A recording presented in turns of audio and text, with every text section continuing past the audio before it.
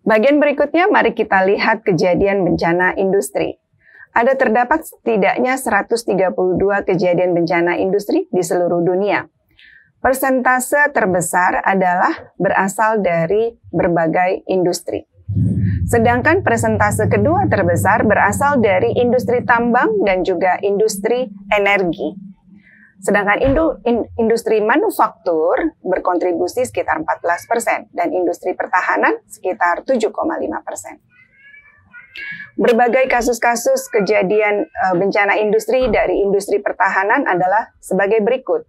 Dimulai sejak tahun 1917 adanya kejadian Halifax explosions hingga di tahun 2011 yang kita kenal sebagai naval base explosion yang melibatkan banyak bahan-bahan mudah meledak.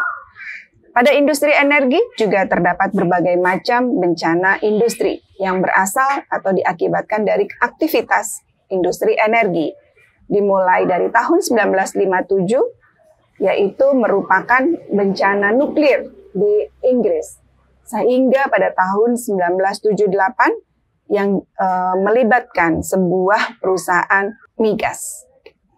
Masih banyak contoh-contoh lainnya dari industri energi, ada kebakaran dan ledakan dan terlepasnya bahan-bahan material berbahaya dan beracun. Di antaranya, Three Miles Island accident yang terjadi di tahun 1979, kemudian Chernobyl disaster. Banyak sekali contoh-contoh kejadian bencana industri dari sektor energi.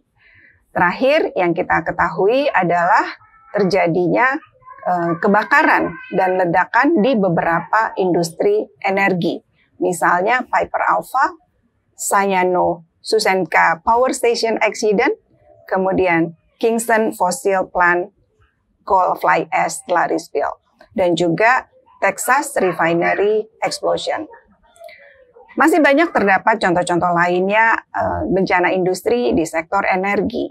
Di antaranya power plant explosion, kemudian juga Laos Dam collapse.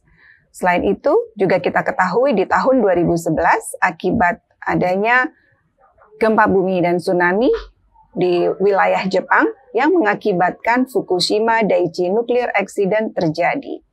Mengakibatkan juga terlepasnya materi radioaktif yang menyebar ke beberapa lokasi.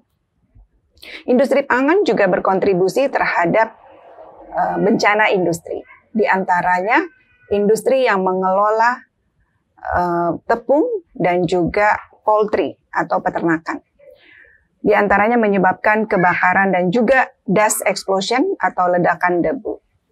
Industri manufaktur tentunya juga merupakan salah satu industri yang berisiko mengakibatkan bencana industri, yaitu di antaranya yang kita kenal sebagai Bhopal disaster di India.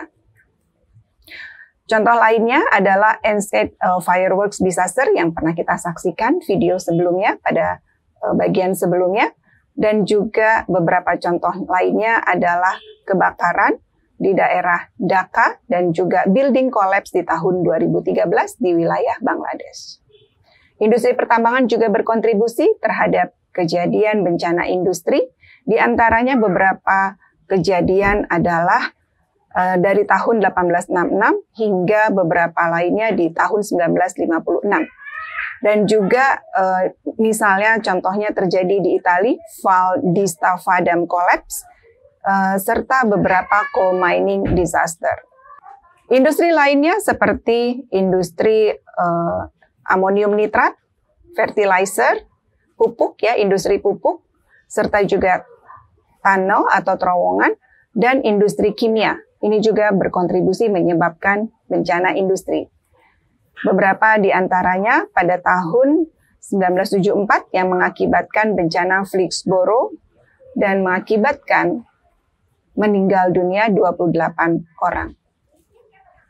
Juga dikenal pada tahun 1976 yaitu Seveso disaster di Italia yang mengakibatkan begitu banyak atau lebih dari 70.000 hewan tercemar karena akibat dioksin. Beberapa contoh lainnya diantaranya adalah industri kimia, yaitu misalnya fertilizer plant explosion di Texas.